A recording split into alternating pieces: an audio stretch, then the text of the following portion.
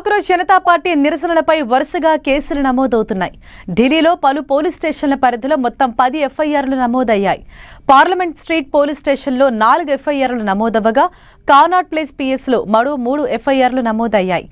Mandir Marg, బారాగంజా road, Kartavya Path police స్టేషన్స్లోనూ ఒక్కో FIR నమోదైంది. మరోవైపు cockroach Janata party ఆందోళనలతో high alert ప్రకటించారు. 20 సిఆర్పీఎఫ్ కంపెనీలతో అదనపు భద్రత పెంచారు.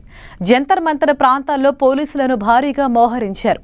ఎవరూ గుమిగూడకుండా చర్యలు తీసుకుంటున్నారు.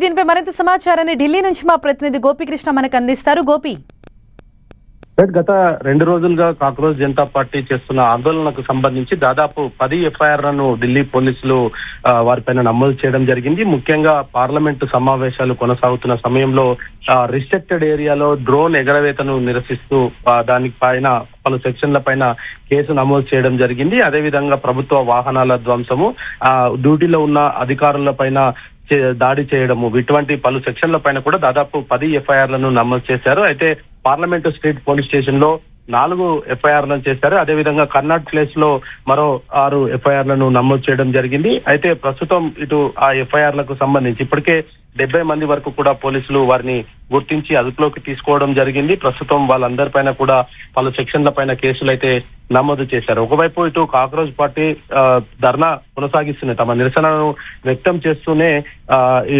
జంతర్ మంతర్ వేదిక వద్ద ఇంకా అదే విధంగా తమ నిరసన అయితే వ్యక్తం చేస్తున్నారు. మరోవైపు ఇటు పోలీసులు కూడా ఏదైతే ఈ ఘటనకు సంబంధించిన అంశం పైన కూడా పోలీసులు అన్ని ఫుటేజెస్ ఆధారంగా వాటిని ఆధారంగా చేసుకుని ఎఫ్ఐఆర్లు అయితే నమోదు చేయడం జరిగింది. ప్రస్తుతం కాక్రోచ్ పార్టీ ఇంకా జంతర్ మంతర్ వద్ద తమ నిరసన అయితే కొనసాగిస్తూ ఉన్నారు.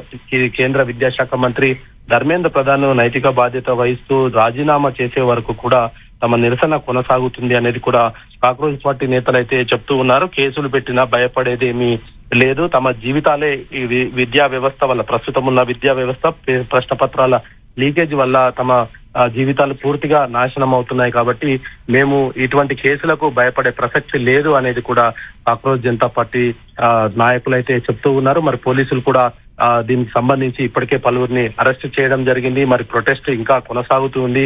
ఒకవైపు విద్యార్థుల పైన లాఠీ చార్జ్ చేయడాన్ని నిరసిస్తూ రాజకీయ పార్టీలంతా కూడా ఆందోళన వ్యక్తం చేస్తున్న నేపథ్యంలో పోలీసులు ఇప్పుడు తాజాగా కేసులు నమోదు చేస్తున్న దాన్ని కూడా ఇటు రాజకీయ నాయకులు అయితే తప్పుపడుతూ ఉన్నారు. విద్యార్థులు తమ న్యాయమైన డిమాండ్ ను అడుగుతున్న నేపథ్యంలో పోలీసులు ఎందుకు ఇటు లాఠీ చార్జ్ చేయాల్సి వస్తుంది అన్న దానిపైన కూడా ఇటు పోలీసులకు వ్యతిరేకంగా అయితే నాయకులు మాట్లాడుతున్న పరిస్థితి ఉంది. మరి జనతా కాక్రోచ్ పార్టీ ఇంకా తమ ఆందోళన ఇదే విధంగా కొనసాగుతుంది అనేది అయితే చెప్తున్నారు. మరోవైపు వీరి ఆందోళనకి పలు రాజకీయ పార్టీలు కూడా తమ సంఘీభావాన్ని మద్దతును ప్రకటించాయి కదా. అంటే ఎవరైనా అక్కడికి వచ్చి విద్యార్థులతో మాట్లాడడం అటువంటి సిచ్యుయేషన్స్ ఏమైనా అక్కడ ఉన్నాయా? అయితే ప్రస్తుతం వివిధ పార్టీలకు సంబంధించిన నేతలు ఒకరొకరు కూడా వస్తూ ఉన్నారు. తమ సోషల్ మీడియా వేదికగా కూడా ఈ యొక్క కాక్రోచ్ జనతా పార్టీకి తమ మద్దతును ప్రకటిస్తున్న పరిస్థితి అయితే కనపడుతుంది. ఇటు సినీ ప్రముఖులు కూడా ఇటీవల ప్రకాష్ రాజ్ కావచ్చు, లేదా ఇంకా అనేక మంది సినీ ప్రముఖులు కూడా ఇటు జంతర్ మంతర్ వేదిక వద్దకు వచ్చి సంఘీభావం కూడా తెలపడం జరిగింది. వాంగ్చున్ తోటి ఇప్పటికే కేంద్ర మంత్రులు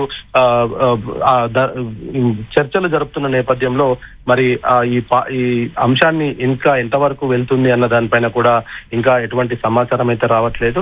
కాక్రోచ్ జనతా పార్టీ చేస్తున్న ఆందోళనకు సంబంధించి శాంతియుతంగానే తాము ఆందోళన చేస్తున్నప్పటికీ పోలీసులే కావాలని తమ పైన దాడి చేశారనేది కూడా ఇటు కాక్రోచ్ పార్టీ నేతలైతే ఆరోపిస్తున్న పరిస్థితి కనపడుతుంది. మరి ఇంకా ఇటు జంతర్ మంతర్ వేదికగానే ఈ కాక్రోచ్ పార్టీ నేతలంతా కూడా తమ నిరసన అయితే వ్యక్తం చేస్తున్నారు. దాదాపు 10 ఎఫ్ఐఆర్లు నమోదైనప్పటికీ కూడా తాము భయపడేది లేదు, ఎట్టి పరిస్థితుల్లోనైనా సరే తమ న్యాయమైన డిమాండ్లను సాధించుకొని తీరుతామనేది కూడా ఇటు కాక్రోచ్ పార్టీ నేతలైతే చెప్తున్నారు. Thank you Gopi.